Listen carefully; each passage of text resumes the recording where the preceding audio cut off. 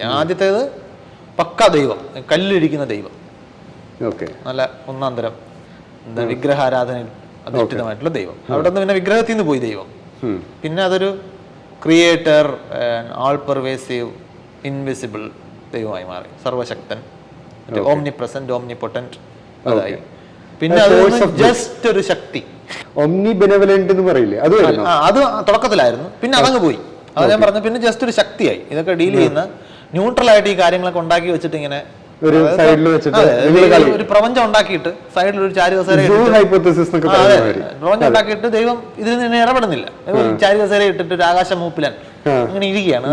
എല്ലാ പണി എന്നാ ആയിക്കോ എന്ന മട്ടില്. പിന്നെ അത് കൂടുതൽ ആ ഐഡിയയും പതിയെ അപ്സൈഡായി. ക്രിയേറ്ററിന്റെ ആവശ്യമില്ല. ഞാൻ ഫിസിക്സ് പഠിക്കുന്നതിന് പാരലായിട്ട് സംഭവിക്കുന്നതാണ്. You don't need that. അങ്ങനെ ഒരു തിരിച്ചറിവിലോട്ട് വരുമ്പോൾ പതിയെ പിന്നെ എപ്പോഴോ പിന്നെ ഞാൻ ഈ ഐഡിയയെ കുറിച്ച് ആലോചിക്കാതെയായി.